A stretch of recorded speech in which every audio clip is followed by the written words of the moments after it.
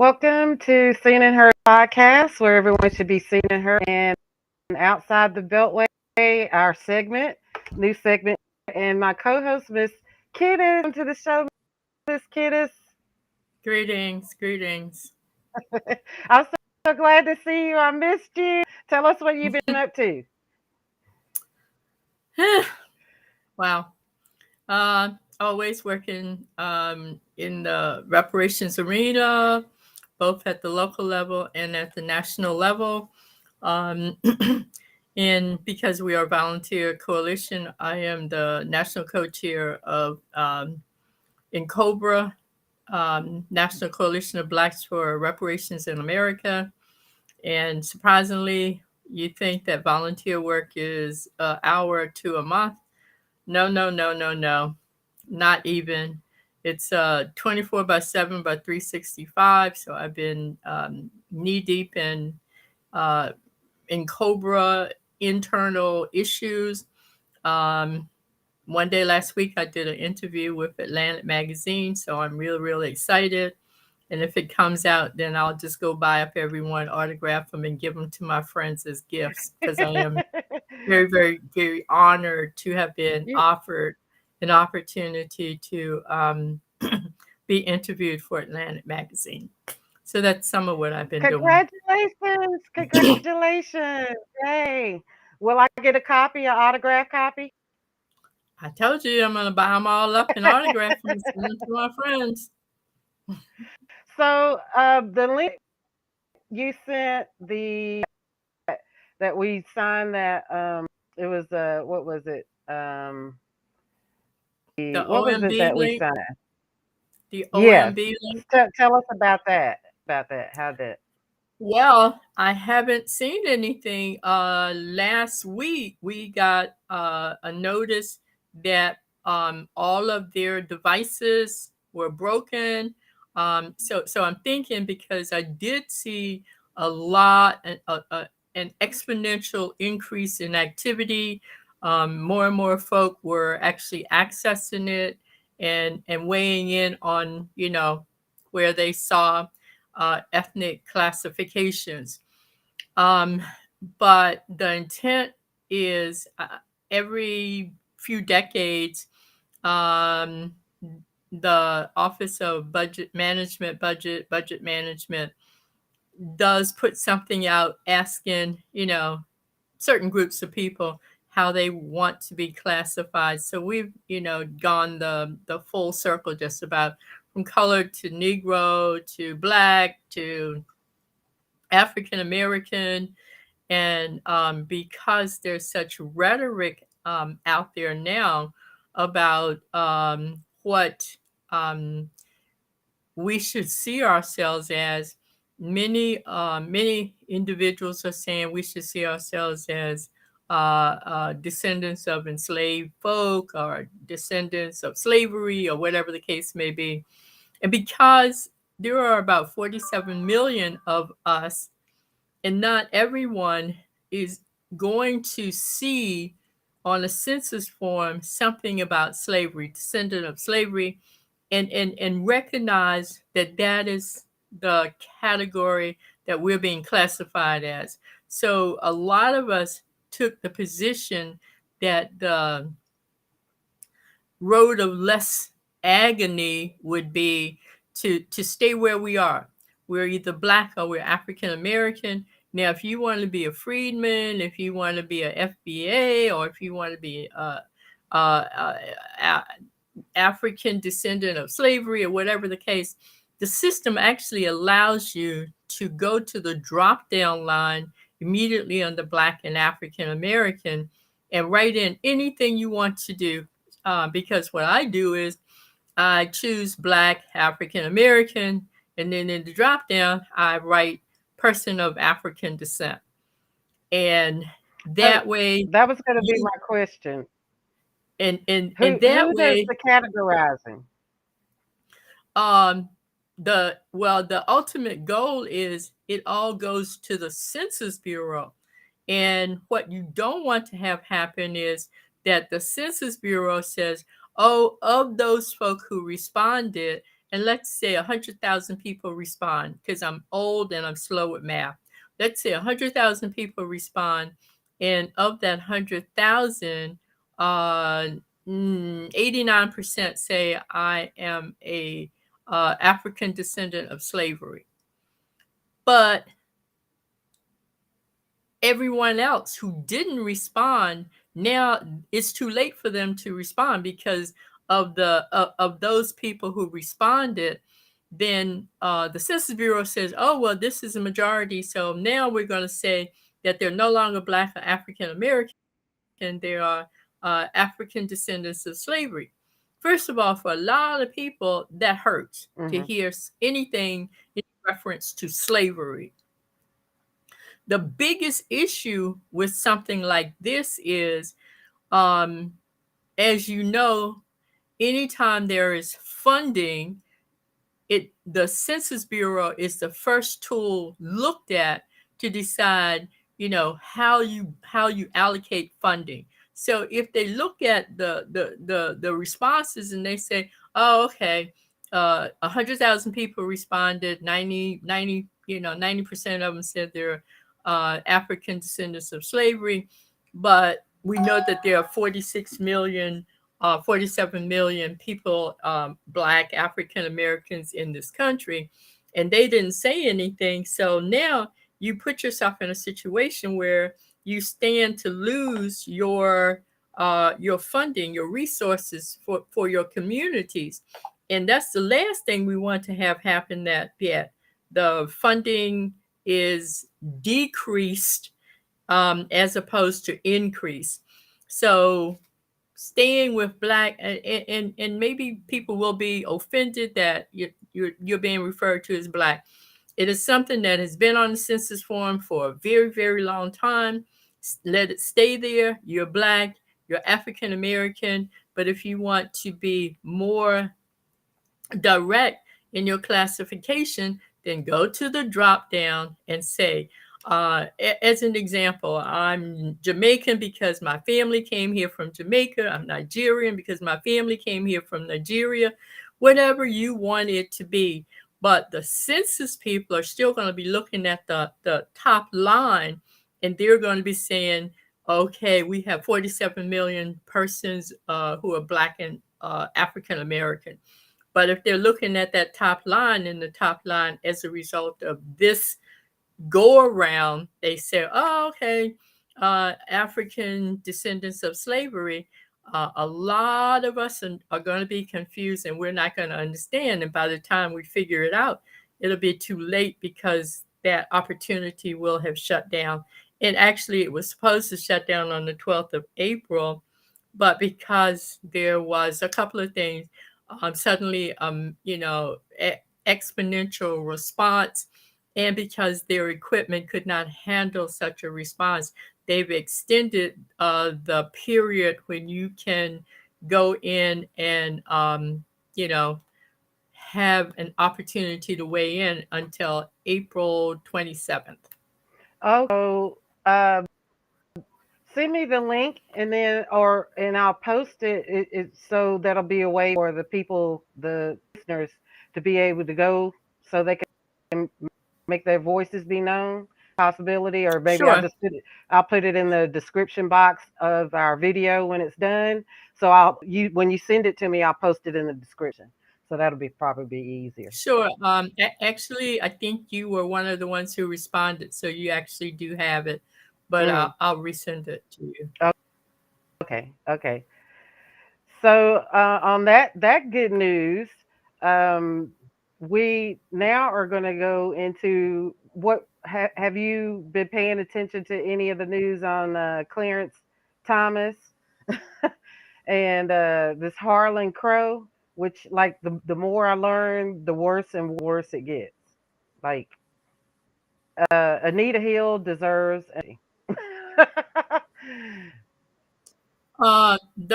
Those of us who watched the Senate hearings many years ago felt that Ms. Hill, Dr. Hill, I think she is, Dr.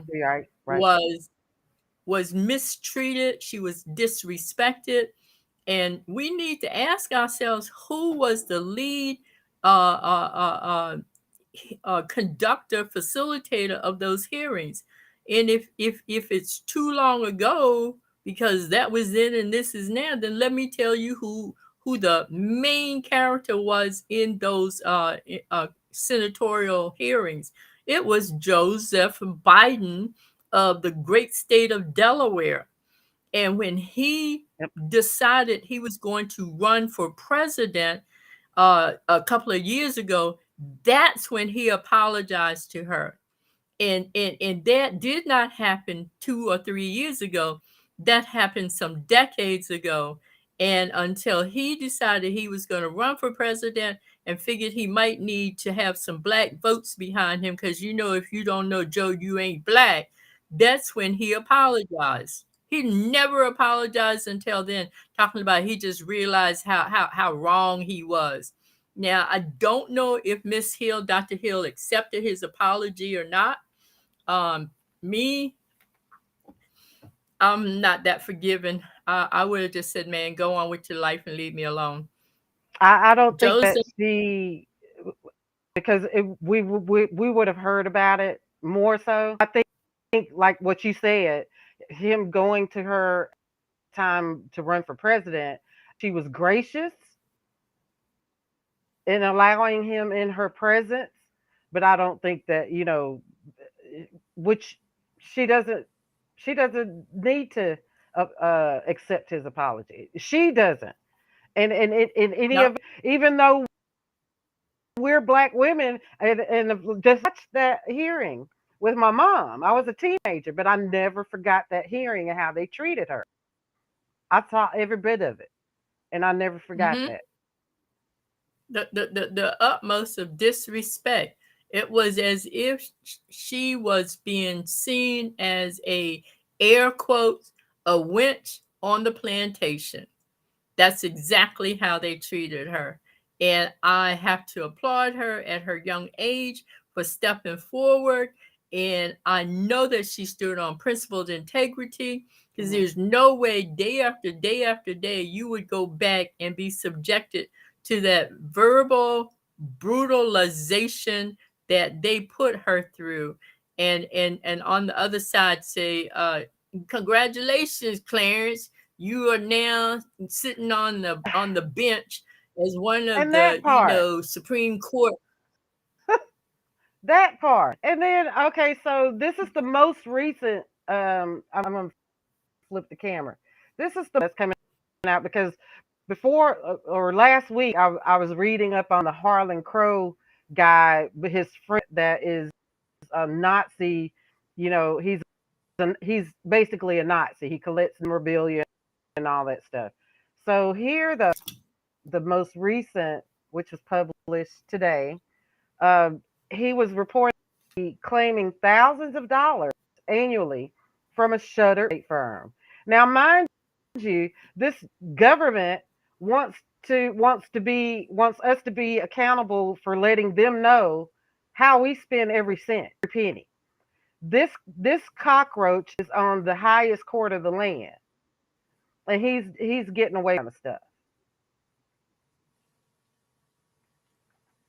And I will also post a link to this article because I'm not going to read the whole article, but I'll post a link to it in our description box too, so you can read it for yourself. It says his Clarence Thomas reported that his family has earned from a Nebraska real estate firm that has been shuttered since 2006, according to the Washington Post. In recent years, Thomas reportedly continued to disclose between 50,000 and 100,000 in income from the old firm annually. It marks the latest question around the justice's financial after a recent ProPublica report revealed Thomas has accepted secret luxury trips from Republican mega donor Harlan Nazi Crow. Okay, now I know I'm pretty sure you heard about how Crow bought Clarence's mama's house. he Mm-hmm. bought his mama's house, tore down the houses around it, and built the fence. And apparently, it seems that she's still because it leaks. So she's living in that house that the Nazi owns, living with mold. Well, Clarence Thomas got money. If he don't want his mama to have a new roof, then I don't want her to have a new roof either. He wanted to have a house. The Nazi bought it. I mean, it's Okay. just more disgusting. Just uh, like you said, we already knew from watching those hearings and how they treated um Hill. Dr. Hill. So Yeah. so here's what I have to say about this. Um,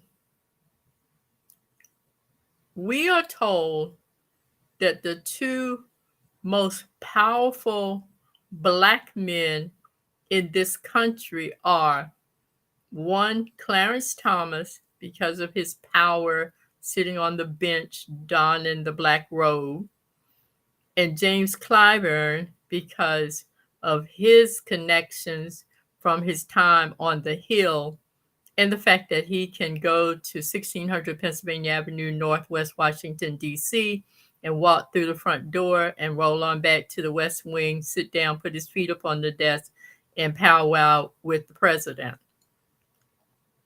This is our fault because we do not have to allow either one of them, nor both of them, to have that much power. Sadly, sometimes we do get caught up in this whole groupie syndrome. So they just slide through, slipping and sliding, and we allow it to happen. There is no reason why either one of them should be dubbed as being the most powerful two black men in this country. And because they are, what Clarence Thomas is doing now, I could care less about it. I'm more worried about the fact that January 6th, his wife was the one who got the permits for that, whatever y'all want to call it. They're saying it was just a bunch of high testosterone men racing through doors The because they just got insurrection. carried away. So whatever anybody wants, whatever they want The to call it, it's still an insurrection. insurrection as far as I'm concerned. Right. Whatever they want to call it, it's still hedges on being treason as far as I am Hmm. concerned. Yeah. But if he and his wife got away with that, then why am I so worried about him hanging out with some man who got money and Clarence got his hand up on the man got his hand up under Clarence's robe, sliding him some money? That doesn't bother me. What bothers me is that what happened on January 6th can easily happen again. What happened on Hmm. January 6th is it is an indicator that this country is losing the little bit of pathway they had towards democracy. And I don't think they had a pathway to democracy. I think all it is they had a few opportunities to put a few democratic ideals down. I don't even think it was democracy, but Hmm. people want to say it's democracy, so I'll go with it.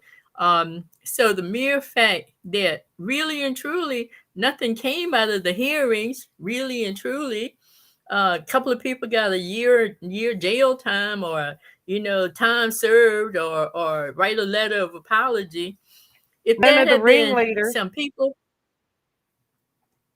yeah, I'm sorry, None of the ringleaders, I'm because sorry. the ringleaders are in Congress.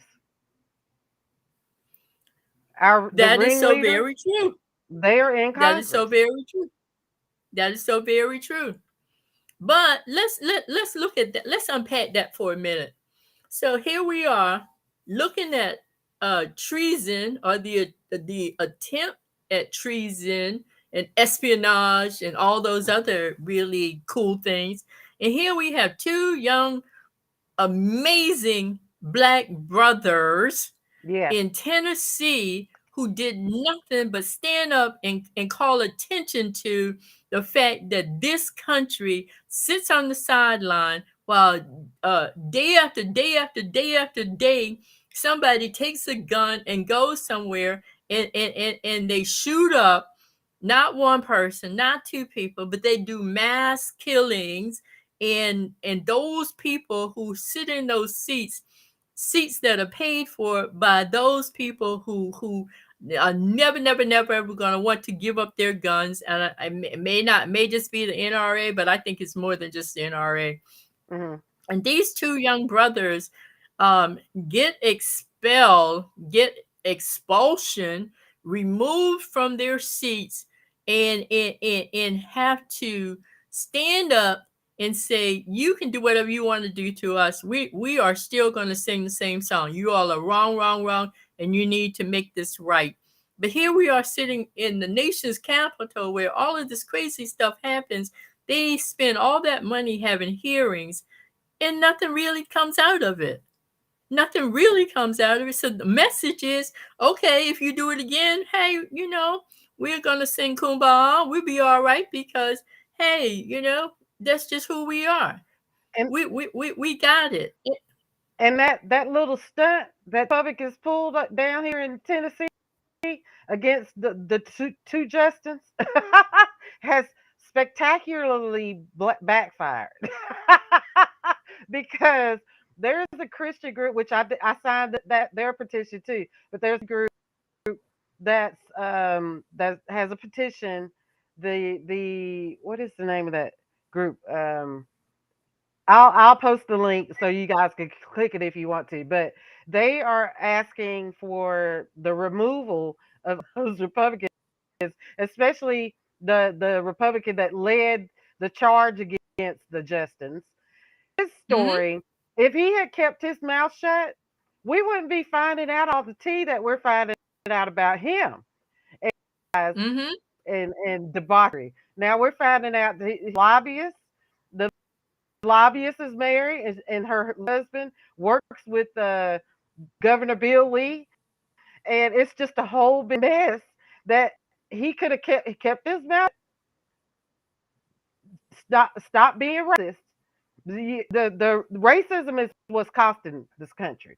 Racism is costing this country because there's also an article posted about racism costing the country 600 trillion.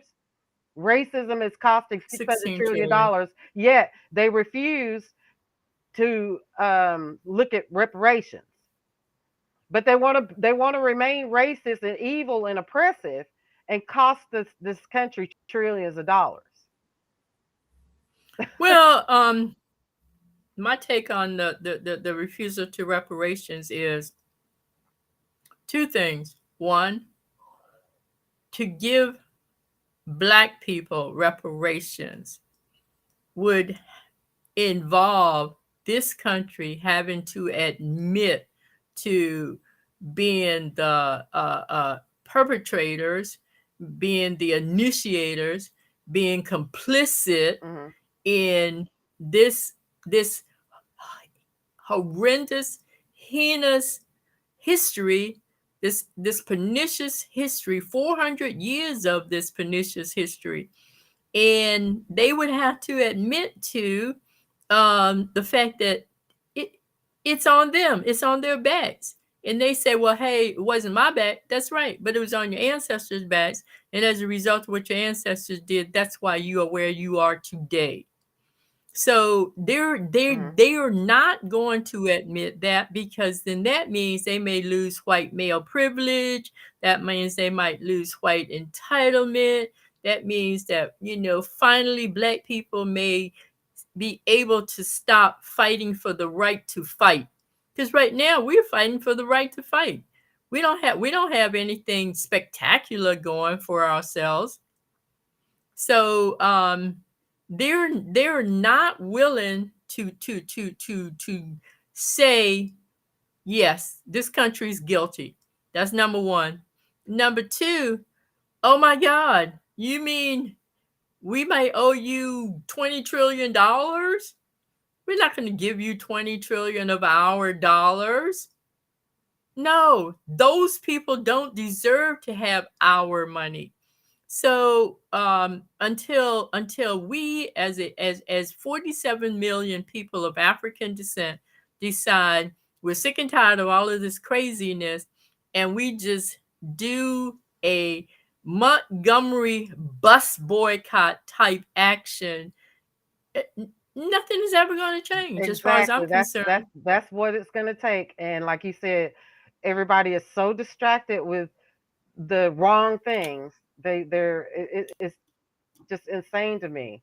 But this is the article. It says the cost of racism Yeah. is costing the U.S. 16 trillion because of discrimination. So, but yeah, it's not going to change.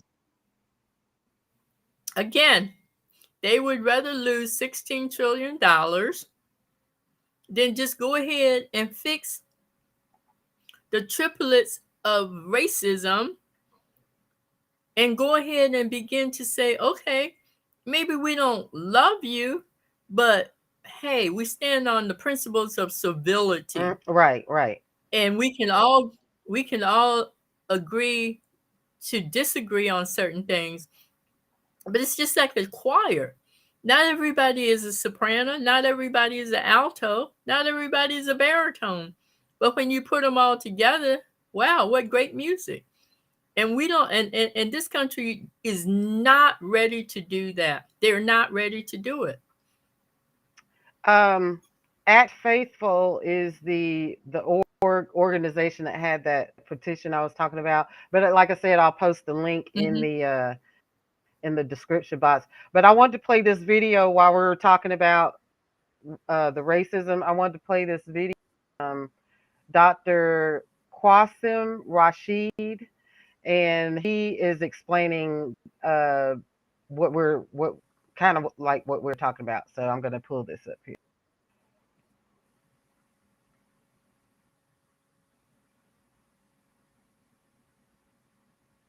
I'm going to prove to you that this statement by Ronald Reagan is the root of all conservative hypocrisy today. And if you're a Reagan supporter and disagree, I'd love to hear your response. I've always felt the 9 most terrifying words in the English language are, I'm from the government and I'm here to help. Reagan convinced Americans that anytime the government report to Americans, it's somehow a bad thing and leads to the downfall of our country. This is why Republicans consistently oppose school lunches for children, consistently oppose student loan forgiveness, and consistently oppose any kind of welfare benefits. Here's the problem. It's not that conservatives oppose government intervention. Conservatives oppose government intervention when it supports Black and brown people. And here, when the government incentivized genocide of Native Americans with financial benefits, conservatives had no problem. When the government incentivized enslaving and running trillion-dollar economies without paying a cent of reparations, conservatives had no problem. When the government gave enslavers reparations but denied them to the enslaved, conservatives had no problem. When the government banned all Asian and Latino and African immigration but had basic open borders for European immigration, conservatives. When the government repealed the Civil Rights Acts of 1871 because it gave Black people equal rights as white people, conservatives had no problem. And when the government provided the GI Bill to white soldiers but not to Black soldiers, no problem. When the government gave 270 million acres of free land via the Homestead Act to white Europeans, none to Black or brown people, conservatives had no problem. And when the government gave Americans for homes that are now worth $500 million, but denied those homes to Black Americans, conservatives had no problem. But suddenly, when the undesirable go to college, Black and brown people, public college was no longer free, and tuition hikes started to become a real thing. Affirmative action came onto the scene, conservatives had a problem. Even though the demo benefits most from affirmative action and has historically more than Black people, brown people, Latinos combined are white women. And here's the kicker. None of what I'm saying is opinion. Study after study shows that white conservatives have no problem.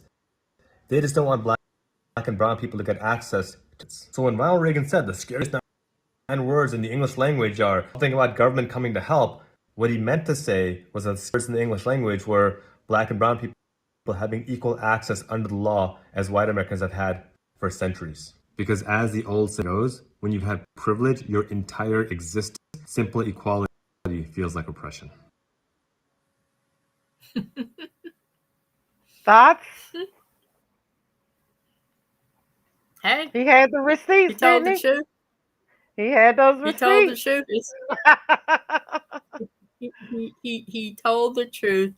And as I listened to it, I thought of little pixie Nancy Reagan, always running around her program, her first lady program of interest was the war on drugs. And here she is going around saying, just say no, just say no, just say no. Drugs are wrong. Drugs are bad. Just say no. But what was her husband doing? He was bringing all the drugs into this country he could bring in and putting them in our communities. Yes. So we have to remember all of those things, or be like some groups of people and just say, never again. We shall never forget and never again. So I agree. What did you say his name is? Dr. Qasim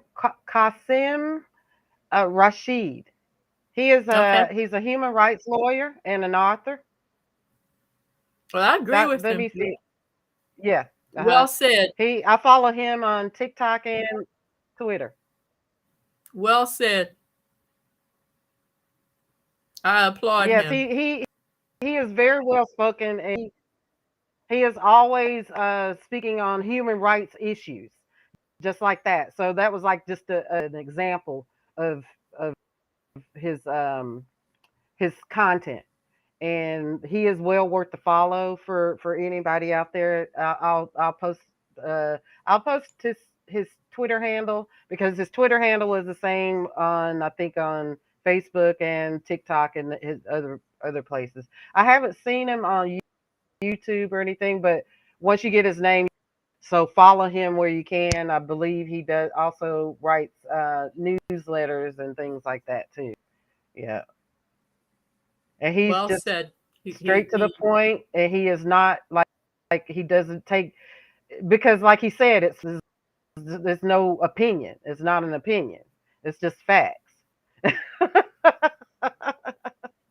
Well, I don't know how current he is. The only other thing I would add to it is, because the Euro-Americans have finally come face to face with the realization that in the next 10, 15, 20 years, for sure, they're going to be in a minority, and Black and brown people are going to be the majority, and they cannot make enough babies in the next 10, 15, 20 years to keep that majority foothold, stronghold, or whatever else you want to call it.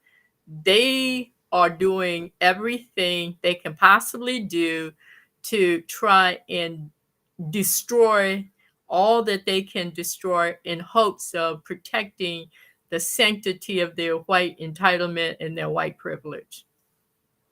This is account here, and his name is on all of his social media, but he has a link tree, and he's a human rights author, dad, and host of the Rashid show on Sirius XM channel 126 on Sundays at 10 a.m.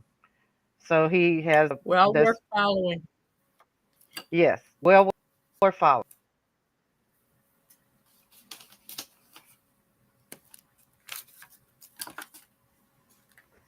So we've gone over our time for today, and we will be coming back again this week, Miss. Sorry? Will we be coming back this week, or are you busy? You got something on your schedule? Oh, I don't know. You're foul. No, not really. Let me take a look at it, because the only other thing that I think needs to be addressed at some point is DC's Emancipation Day celebrations and what that really, amounts to. So Okay. I'll see what I can do there. Also, in the meantime, call to action. If you like our podcast, if you like our content, we have merchandise, and you can scan the QR code here and pick and choose. We have cups, we have recycle bags for those um, conscious of the environment, and we have t-shirts, and we have a watch here. Designed a lamp. But Whoa. if you don't want that, we have a mouse pad here. So all of you can support us by going to the merch store and looking over.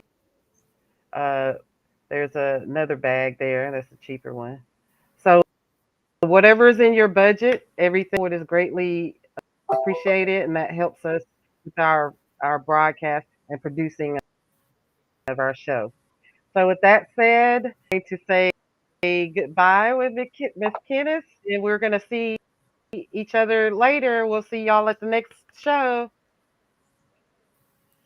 It's always my pleasure. As they say, anything worth having is well worth the fight. So we're in Thank this. you for joining me. I really did miss you.